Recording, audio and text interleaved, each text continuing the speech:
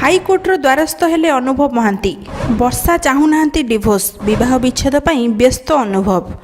वर्षा अनुभव विवाह विच्छेद मामला 6 मास मध्य मामला शेष करने को अनुभवकर आवेदन। वर्षा अनुभव विवाद समाधान ना धरुनी। स्वामी स्त्री मध्य दाम्पत्य कलह को नहीं फैमिली कोर्ट रे मामला चली बेले आज हाईकोर्ट जाइछंती अनुभव महांती। पत्नी वर्षा होइथिबा पारिवारिक विवाद को नहीं हाईकोर्ट द्वारस्थ होइछंती अनुभव। विवाह विच्छेद मामलार चूड़ांत शुणाणी पई आवेदन करिछंती अनुभव। चूड़ांत शुणाणी नहीं समय निर्धारण करने को से आवेदन करिछंती। गत किछि दिन हेबो नियमित व्यवधान रे उभयଙ୍କ मध्य कोर्ट रे बुझामणा चलीथिबा बेले उभयଙ୍କ मध्य सम्मति होई पारि नथिबार जणा पड़िछि। पूर्वर जुलाई 9 तारिख अर्थात शुक्रवार दुहे फैमिली कोर्ट रे हाजर होइतिले। से दिन उभयଙ୍କ मध्य 2 घंटा धरी आलोचना होइतिला।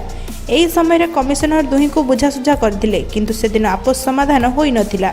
एथिपई परे पुणी उभय को द्वितीय तारीख दिया जाइथिला। दुहे फैमिली कोर्ट रे पहुंचले मध्य समाधान दिग बाहरी पारि नथिला। सूचनार प्रकाश छाड़पत्र नहीं कटक फैमिली कोर्ट रे मामला दायर होइथिला। मात्र फैमिली कोर्ट कमिशनर बहुबार कोर्ट रे हाजर होगा नोटिस करथिले। कोर्ट को निर्देश मुताबक वर्षा हाजर होता बेले अनुभव आसुनथिले। आउ जते अनुभव आसुथिले सेतेबेले वर्षा हाजर हेउ नथिले। जेउथिपई उभयଙ୍କ भितर लागि रहितबा छाड़पत्र मामलार विचार गड़ी गड़ी चलुछि। एहार भितर अनुभव आज हाईकोर्ट जाइछंती। वर्षा चाहूना डिभोर्स विवाह विच्छेद पर व्यस्त अनुभव। हाईकोर्ट को द्वारस्थ हेले बीजेडी सांसद अनुभव महांती। मामलार त्वरित शुणाणी पर कोर्ट रे आवेदन करिछंती अनुभव। निर्दिष्ट समय मध्य शुणाणी शेष करने प्रार्थना। पूर्वर अनुभव को नाँ घर हिंसार अभियोग आनी वर्षा। अनुभव तांको दुई सहयोगी नाँ 498A 506 341 मामला भी रुजु होइथिला। हेले पुलिस कार्यानुष्ठान ग्रहण करि नथिला। पूर्वर वर्षा अनुभव को नाँ अभियोग आनी पिटिशन ने एक भी उल्लेख करते से अनुभव दिल्ली में जड़े महिला सहित रोथुवा नहीं से विश्व सूत्रु खबर पाइछंती। सही महिला को नहीं चर्चा जोर धरीथिला। तेले अनुभव एबे त्वरित शुणाणी पई हाईकोर्ट द्वारस्थ होइछंती जहाकु नहीं चर्चा जोर धरिछि। वर्षा अनुभव मामला दिन को दिन गड़ी चली। एहाकु दृष्टि रखी 6 मास मध्य परिवार अदालत मामला शेष करने को अनुभव आवेदन करिछंती।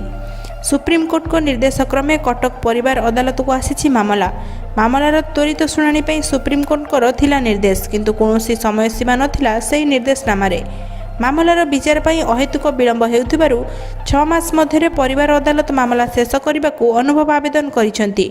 पूर्वर आपस बुझामणा पर उभय मध्यस्थता केन्द्र रे हाजर होइथिले। उभयଙ୍କ मध्य समाधान बाट बाहर करने को दीर्घ समय धरी चलीथिला आलोचना। अनुभव वर्षा विवाह विच्छेद मामला पूर्वर अनुभव 3 थर फैमिली कोर्ट रे हाजर होइथिले।